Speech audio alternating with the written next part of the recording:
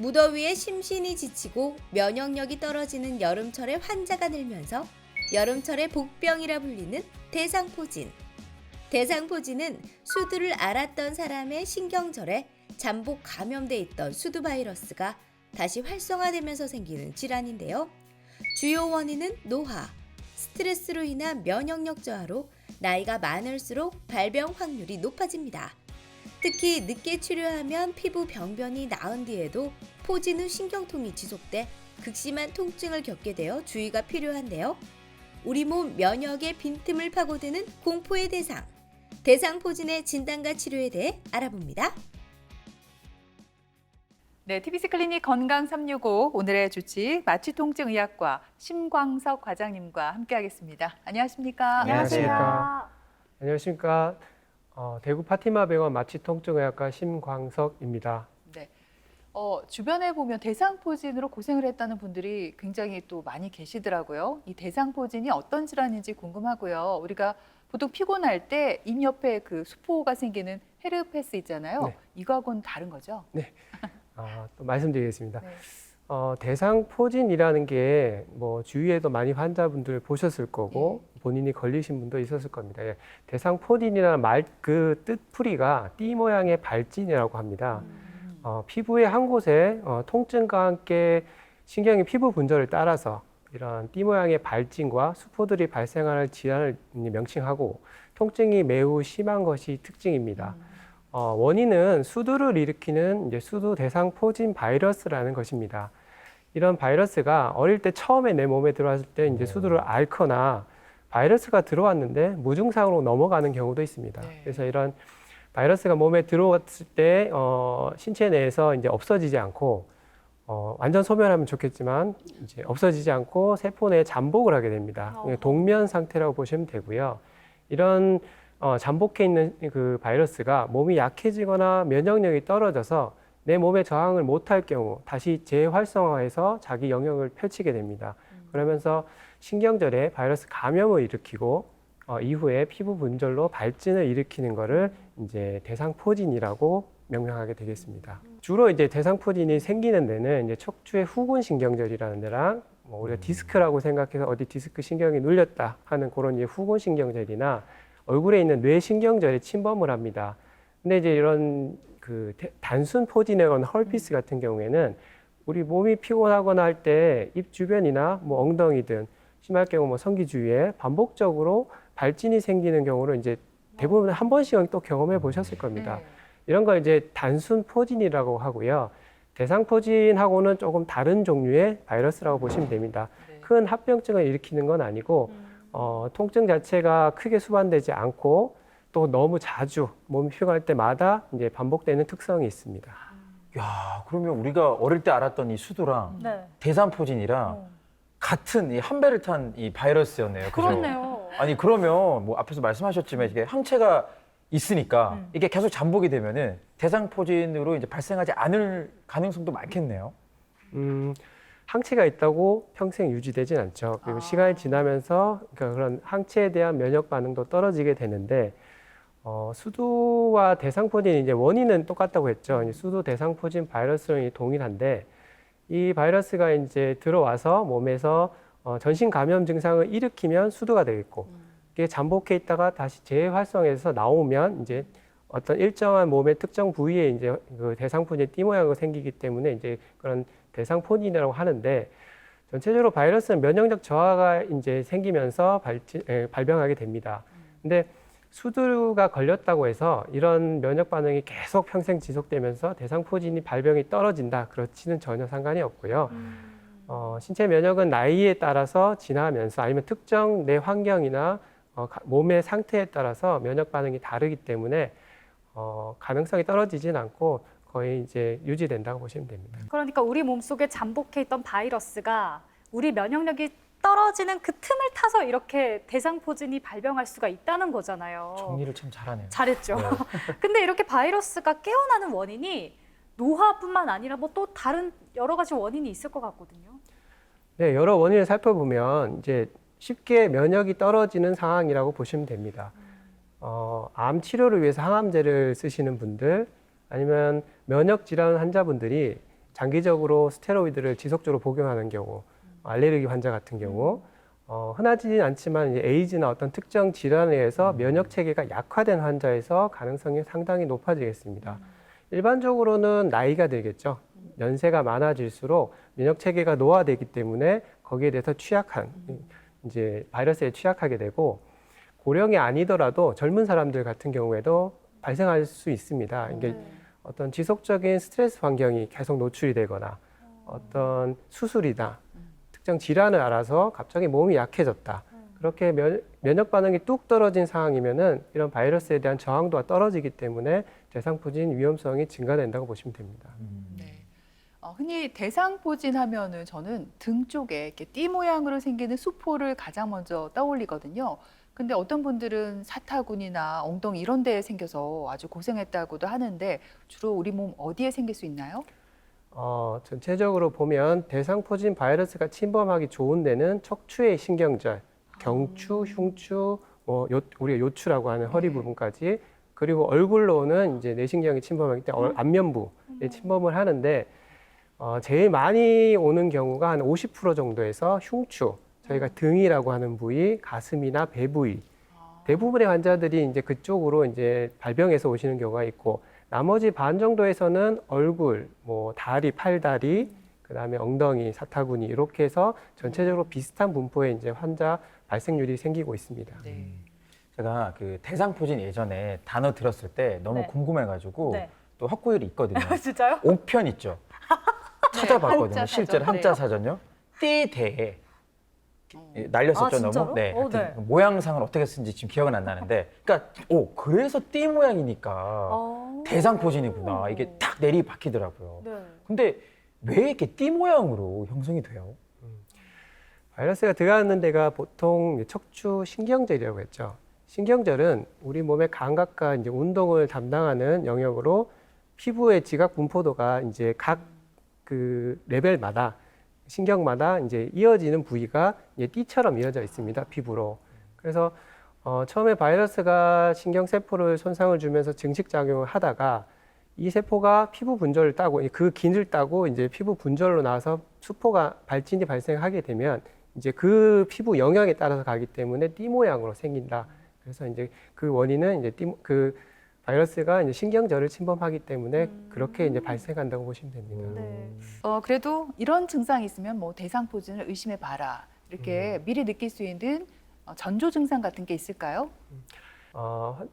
본인이 느끼시기에 어떤 물집이 나타나진 않았는데 감기 몸살처럼 온몸이 좀 아프고 몸살 같은 기운이고 열은 안 나는데 어떤 특정 부위에 불편감이 저리거나 따끔따끔하거나 그냥 좀 욱신거리거나 불편감이 이제 수일 정도 지속되면 이제 조금 의심을 해볼 수는 있습니다. 그 단계에서 불편감이 있던 자리에 어떤 뭐 좁쌀만 하든 광범위하든 발진이 일어나기 시작하고 발진 주위가 따끔따끔하거나 가렵고 뭐 날카로운 통증이 있거나 통증이 수반될 경우는 거의 의심해 볼 수 있고요.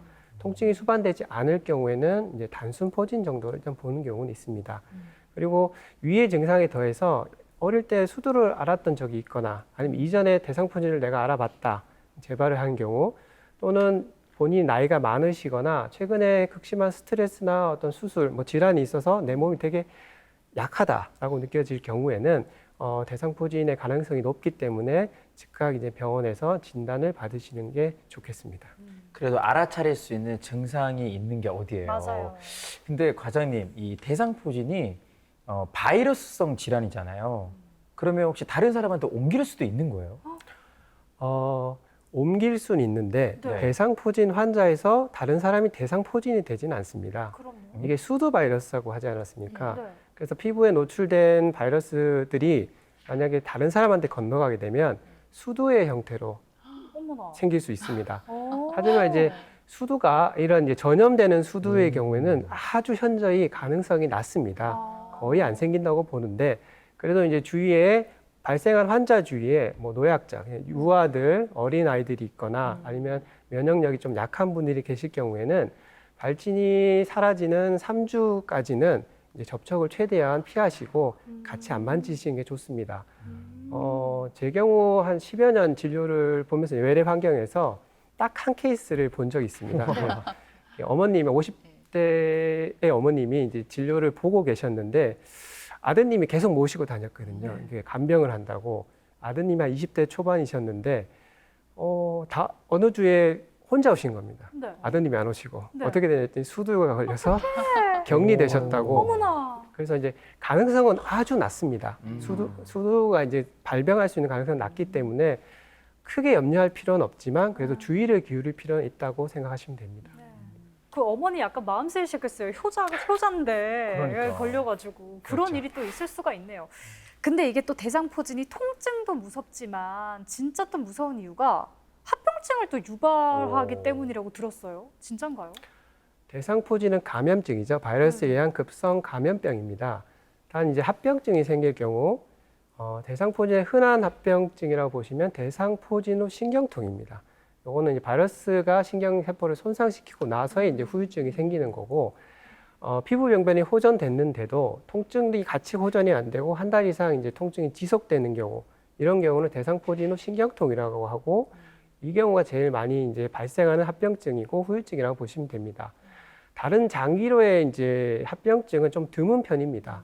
단 이제 얼굴을 오는 경우에 얼굴에 이제 뇌신경을 침범할 경우에 뇌수막염으로 이제 이게 뇌로 파고드는 경우도 있습니다. 그것도 드문 경우지만 주의를 해야 되고 안면부, 그러니까 안구 주위, 눈 주위에 생길 경우에 안구로 염증이 퍼지는 경우도 있고 급격한 시력저하가 이제 오는 경우도 있습니다. 그래서 안면부 주위에서 이제 눈 주위로 특히 이제 발생을 할 경우는 저희가 이제 안과 진료도 권고를 하고 있습니다. 같이 이제 진료를 보시는 게 좋겠고 얼굴로 특히 또 오는 경우에는 청신경, 이제 듣는 신경이나 안면신경 같이 침범하는 경우가 있습니다. 그럴 경우에는 청력저하나 안면마비 같은 증상들이 후유증, 합병증으로 생길 수 있습니다. 뇌신경 말고 이제 척추에 올 경우에는 척추신경절이라는 건 감각과 운동을 담당하기 때문에 감각의 문제가 이제 제일 많이 생기는 게 통증이지만 후유증이 생길 경우 운동 기능의 저하나 마비 증상, 팔다리에 힘이 빠지거나 하는 합병증도 발생할 수 있습니다. 그 대상포진이 발병하고 이후에 환자들 연구를 해본 결과 이제 발병한 환자에서 뇌졸중이나 심근경색이나 치매들이 좀 더 일반인보다 높게 발생하는 연구도 지금은 이제 보고되고 있습니다. 네, 말씀하신 대로 정말 다양한 합병증이 나타나네요. 그 가운데 대상포진 후 신경통이 가장 흔하다 하셨는데 이게 어떻게 나타나고 그러면 이건 어떻게 치료하면 좋을까요? 예, 앞서 말씀드린 바와 같이 발진이 소실이 됐는데 2, 3주면은 낫거든요, 피부는. 근데 소실이 되면서 통증이 안 없어지고 한 달 이상 지속될 경우 대상포진 후 이제 신경통이라고 명명합니다. 대상포진 바이러스 감염증에서 신경병증으로 병이 바뀌었다고 보시면 됩니다. 바이러스가 증식을 하면서 신경세포의 손상을 유발을 합니다. 이게 회복되지 않고 장기간 갈 경우 신경통이 이제 오래 지속되는 상태를 말하는데 신경통이 발생할 경우에 짧게 가지 않습니다. 저희가 이제 처음 오시는 환자분이 한 달 이상 진행될 경우는 최소 6개월 정도는 아프실 겁니다. 근데 수년 이상 지속되는 경우도 있습니다. 이제 말씀을 드립니다. 네. 수년이라 표현하지만 어느 분의 경우에는 이제 평생 통증을 느끼는 경우도 이제 드물지만 있습니다. 발진이 발생했던 그 신경절, 피부에 이제 통증을 느끼고 감각의 둔화, 그러니까 감각이 떨어지거나 이질통이라고 해서 내가 안 아픈 감각을 아프다고 느낍니다. 이게 쓸렸는데 이거는 쓸리는 자극은 자기가 아프다고 느끼지 않지 않습니까? 근데 그걸 굉장한 통증으로 인식해서 소리를 지르는 경우도 있고 어머나. 아주 심할 경우에는 중증 이상의 통증 경우에는 그렇게 이제 통각 과민도 발생을 합니다. 그래서 이제 그런 지속적인 통증과 돌발적인 통증들이 이제 증상으로 발생하게 되겠습니다. 대상포진 신경통이 생겼다면 이제 거기에 대한 맞춰서 치료를 해야 되는데 치료의 경우 저희가 완치라고 해서 목표로 잡지는 않습니다. 완치가 안 되는 경우도 많아지기 때문에 그래서 치료 목표를 지속적인 통증의 경감 그리고 돌발적으로 이제 갑자기 생기는 통증을 줄여주고 생활의 질을 개선하는 이제 그런 환경들을 만들어주는 그런 걸 목표로 이제 치료 경과를 환자분들을 경과 관찰합니다. 보통 경구약으로 이제 약을 복용시키고 외용제 같은 이제 파스나 연고 같은 것들 사용하거나 정맥내 수액요법 같은 치료법들을 이제 동반하고 통증이 조절되지 않을 경우 신경 차단술이라는 직접적인 시술 방법을 통해서 환자들한테 통증 조절을 위해서 이제 치료를 병행하고 있습니다. 혹시 그 신경 차단술이라는 거 말 그대로 이제 신경을 차단하는 거죠? 제가 여기까지밖에 설명을 못 하겠네요. 어떤 거예요? 신경을 차단한다고 해서 저희가 뭐 신경을 끊거나 예. 신경의 뭐 기능을 없애거나 그렇진 않고요. 대상포진 바이러스가 침범한 신경절에 통증이 조절되지 않는 이제 중증 통증, 보통은 경증이나 중등도 통증 같은 경우에는 바로 이제 시술, 그 신경 차단술이라는 방법을 쓰진 않고 경구약이나 수액요법 같은 것들을 조절하면서 통증의 관리를 한 다음에 중증 이상으로 진행되지 않을 경우나 아니면 이제 중증 이상으로 진행된 통증이나 통증이 떨어지지 않는 경우에 신경 차단술을 시행을 합니다. 신경 차단술은 이제 발견된 그 바이러스가 침범한 신경절에 초음파, 우리가 인체는 보지 않으면 거기가 몇 번 신경인지 알 수가 없지 않습니까? 그래서 초음파나 방사선 유도 장치를 이용해서 그런 걸 신경절의 위치나 그 범위를 확인하면서 거기에 이제 바늘을 접근시킨 다음에 국소마취제나 어떤 스테로이드나 그런 추가적인 약물들을 포함해서 투여를 하게 됩니다. 그러면 이제 급성기 통증이나 이제 만성기 통증에서도 통증 경감에 수월한 이제 효과를 많이 보이고 있습니다. 제가 얼핏 들었는데요. 대상포진에 항우울제를 쓰거나 캡사이신 연고를 바른다고도 해요. 우울증도 아닌데 이걸 쓰는 것도 특이하거니와 통증이 있는 데다가 캡사이신을 뿌린다. 이건 좀 너무 아프지 않을까요? 저희가 캡사이신 하면 이제 예. 고춧가루 예. 성분이죠. 일단 약제부터 말씀드리면 예. 항바이러스 약이 제일 중요하긴 한데 항바이러스 약만 복용시키지는 않습니다. 환자의 증상 개선을 위해서 진통제나 항경련제 그리고 아까 말한 3한계 항우울제 성분 그런 것들을 함께 복용을 합니다. 항경련제나 항우울제라고 이제 얘기를 하면 처방 분류상으로는 약간 정신질환이나 경련을 떠올리시는 분들이 많아서 처음에 약을 처방하시면 걱정하시는 분들이 있습니다. 하지만 이제 그런 이제 경련성이나 정신질환에 쓰는 약효를 기대하고 쓰는 게 아니고 통증 자체가 신경의 손상으로 인한 신경통이 이제 주증상이 되기 때문에 그런 신경통을 완화시키는 목적의 기전을 가진 약들을 씁니다. 그게 항경련제하고 우리가 하는 항우울제 성분이 들어가게 됩니다. 그래서 이제 그런 약제를 부담 없이 복용을 하시면 치료 경과에 상당한 도움을 주기 때문에 같이 복용을 걱정 안 하셔도 됩니다. 네. 피부가 급성기 때 3주 이내에 이제 피부가 아물기 전에는 쓰지는 않습니다. 피부가 어느 정도 아문 상태에서 통증이 지속될 때 보통 이제 그런 단계에서 이제 적용을 하는데 캡사이신 연고보다는 이제 리도케인 패치라는 국소마취제가 포함된 파스 형태의 이제 그 붙이는 패치제를 제일 많이 씁니다. 이거는 환자분이 큰 불편감을 호소하지 않고 어떤 부작용이 크지 않기 때문에 주로 많이 쓰는 방법이고 캡사이신 연고도 이제 하나의 치료 방법의 이제 일환으로 쓰고 있는데 말씀드렸다시피 고춧가루 성분이 있겠네 화끈하겠죠. 그 호불호가 좀 많습니다. 좋은 분들은 굉장히 효과를 좋게 생각해서 장기간 쓰는 분도 있는데 어떤 분들은 이게 기전을 보시면 우리가 고춧가루가 피부에 묻으면 화끈하겠죠. 그러니까 네. 이런 화끈거리는 시간을 가지면서 신경 전달 물질, 그러니까 통증을 전달하는 물질을 일시간 소모시키는 겁니다.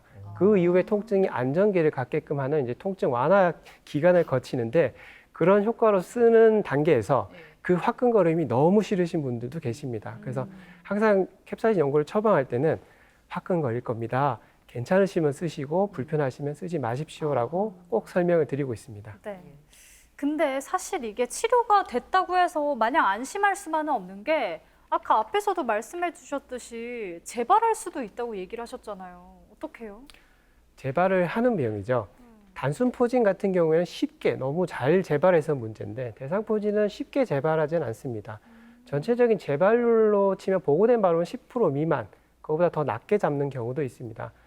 그러나 이제 재발을 할 수 있는 병이기 때문에 일반적으로 이제 재발을 하게 되는 경우에는 자기가 알았던 그 부위가 한 반 정도에서 그 부위에 재발을 하기도 하고 다른 부위로 이완돼서 이제 반 정도에서 재발을 하는 경우도 있습니다. 네. 일단 뭐 대상포진 너무 아프니까 안 걸리는 게 가장 좋지 않을까 싶은데 그래서 요즘에는 대상포진 예방 접종도 하잖아요. 실제로 50대 이상의 예방 접종 목록에 보면 대상포진이 있어요. 그러면 50대 미만이 맞으면 효과가 없는 건지 궁금하고 일단 이 주사를 맞으면 완전히 예방 효과가 있는 건가요? 국내 이제 그 대상포진 접종 권장 연령은 60대입니다. 음. 다만 50대에서 60대 환자분들 비율이 굉장히 높은 편이기 때문에 진료를 하는 환경에서는 50대 이상의 성인에서 접종을 하시라고 권장을 하고 있는 상황이긴 합니다. 다만 이제 50세 이전의 성인에서 예방적으로 이걸 해야 되냐 그러면 추천하지는 않습니다. 권장 사항은 아니고요. 정상적인 생활, 규칙적인 운동, 일상적인 생활에 큰 무리가 없는 상황이라면은 면역 저하가 발생하지 않는 상황에서 굳이 권장하지는 않습니다. 다만 50세 이전이라 하더라도 고혈압이나 당뇨, 만성 기저질환 등을 오랜 기간 앓고 있는 경우 또는 면역 결핍이나 면역 억제제를 복용하는 환자들의 경우에는 백신 접종을 추천하고는 있습니다. 예방 접종을 했는데 그러면 100% 예방이 되느냐? 그렇지는 않습니다. 지금 국내에서 작년까지 이제 하나의 종류의 백신이 이제 접종 대상으로 돼 있고요. 그걸 약독화 생백신이라고 합니다. 이 생백신을 맞을 경우에 연령별로 좀 다르게 나타나지만은 50대 이후에서 80대까지 치면 한 30%에서 60% 정도의 예방적 효과를 보인다고 보시면 됩니다. 안 그래도 제가 그 기사를 찾아봤더니 네. 작년 말쯤인가요? 새로운 대상포진 백신이 또 나왔더라고요. 또 업그레이드가 된 거예요. 상당히 업그레이드가 됐죠. 우와, 네. 우와. 전혀 이제 다른 종류의 이제 백신이 나온 건데 앞선에 이제 약독화 생백신이라고 그게 국내에 유일했습니다. 이름으로 두 가지가 있지만은 하나의 백신밖에 없었던 거고 국내에서 이제 2022년까지 유일한 생백신이었고 이 백신의 경우에는 대상포진의 그런 나이가 많아질수록 그런 예방률이 현저히 떨어지는 단점이 있었습니다.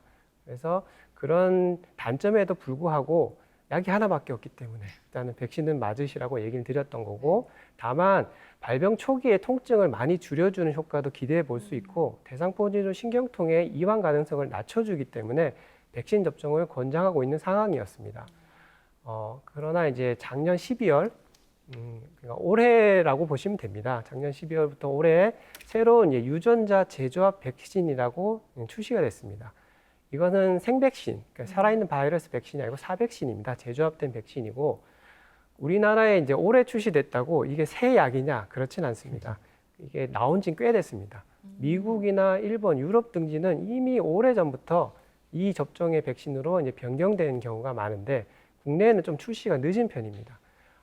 이 백신이 이제 장점이라고 하면 이제 약독화 생백신과 비교를 해봐야 되는데 약독화 생백신 같은 경우는 나이가 들수록 그런 예방률의 차이가 적게 나타난다고 보지만은 이런 재조합 백신 같은 경우에는 나이와 상관없이 90% 이상의 그런 예방률을 보입니다. 뭐 70대에 맞든 90대에 맞든 대상포진의 저항도를 굉장히 높여주기 때문에 그 재조합 백신의 그런 장점이 뚜렷하게 있고요. 그리고 이 바이러스 백신을 얼마마다 뭐 맞냐 이제 그런 걸 좀 궁금하시는 분들이 있습니다. 그러니까 재조합 백신의 경우에 10년 정도 뒤에 그런 이제 그 면역 반응의 유효성 테스트를 해봤는데 80% 이상에서 유지가 된다라는 연구 결과가 지금도 나오고 있습니다. 그래서 장기간 그리고 그런 예방률 자체도 높다 그렇게 보시면 되고요. 국내에서는 올해 이제 나왔지만 미국 같은 경우에는 이전에 이제 수년 전부터 이제 백신 자체가 접종을 시작했고 미국은 60세에서 50대로 접종 연령을 낮췄습니다. 그리고 2020년대 이후에는 생백신을 아예 이제 맞지 말고 재조합 백신만 맞으라고 백신 권고사항 자체가 바뀌었습니다. 그 재조합 백신이 또 하나의 이제 차이점이 있다면 저희가 이제 면역 억제제를 쓰시는 젊은 성인들, 19세 이상의 성인에서 어떤 질환에서 쓰는 경우 아니면 면역력이 떨어지거나 그런 면역 억제제를 쓰는 환자에서 생백신 같은 경우에 접종이 금기돼 있습니다. 쓰지 말라고 돼 있지만 그 재조합 백신 같은 경우에는 추천을 하고 있습니다. 맞아도 되고 예방적인 효과가 기대되기 때문에 맞으라고 권고되고 있습니다. 제조합 백신은 그 생백신 같은 경우에는 한 번 맞습니다. 그러나 이제 제조합 백신 같은 경우에는 2번을 맞게 되고 2개월 간격으로 맞는 걸 추천드립니다. 그러면 비용이 늘어나겠죠. 네. 비용 대비에 치면 비용적인 부담은 좀 되지만 효과적인 기능으로 보면은 제조합 백신을 맞는 걸 추천드리고 있습니다. 피할 수 있으면 최대한 만나고 싶지 않은 대상포진에 대해서 오늘 자세한 이야기 들어봤습니다. 아까 말씀해 주신 것처럼 수포가 나타나기 전에 전조 증상이 있다고 하셨잖아요. 이럴 때는 빨리 선생님 계시는 마취통증의학과를 달려가는 게 좋겠죠. 꼭 저한테 오실 필요는 없고요.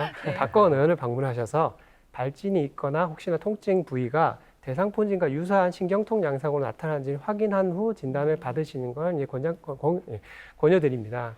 대상포진은 생명에 지장이 없는 병입니다. 그러나 이제 심각한 통증이나 후유증을 유발할 수 있기 때문에 장기간 생활의 질을 많이 떨어뜨립니다. 그리고 사회적 비용을 많이 올려버립니다.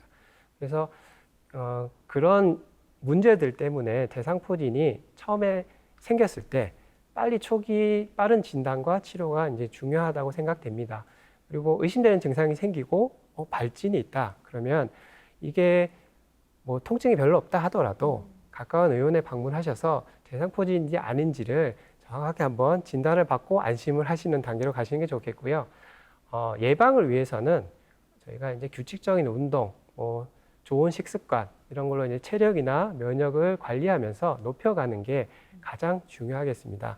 다만 50세 이상의 성인이라면은 최근에 새로운 백신도 나왔기 때문에 그런 백신 접종을 하시는 것도 어느 한편은 마음의 위안을 삼을 수 있기 때문에 권유드리겠습니다. 감사합니다. 여름철에 덥다고 에어컨 팡팡 틀고 가까운 거리도 굳이 또 운전해서 가는 분들 많아요. 제가 그래요. 네. 그러다 보면 운동도 안 하게 되고 결국 또 면역력이 떨어져서 여름철 정말 무서운 이 대상포진 만날 수 있으니까 각별한 주의가 필요합니다. 네, 근데 면역력 관리 여러분 어렵지 않습니다. 방금 철원 씨가 한 얘기들을 다 반대로 행동하면 돼요. 에어컨 좀 적게 틀고 가까운 거리는 되도록 좀 걸어가고 그렇게 하면 좋을 것 같습니다. 특히나 유난히 올여름이 더 덥다고 하는데요. 면역력 잘 지키셔서 건강하게 올여름 나셨으면 좋겠습니다. 그래요. 건강관리 다들 잘하시기 바라고요. 지금까지 도움 말씀에 마취통증의학과 심광석 과장께서 수고해 주셨습니다. 오늘 고맙습니다.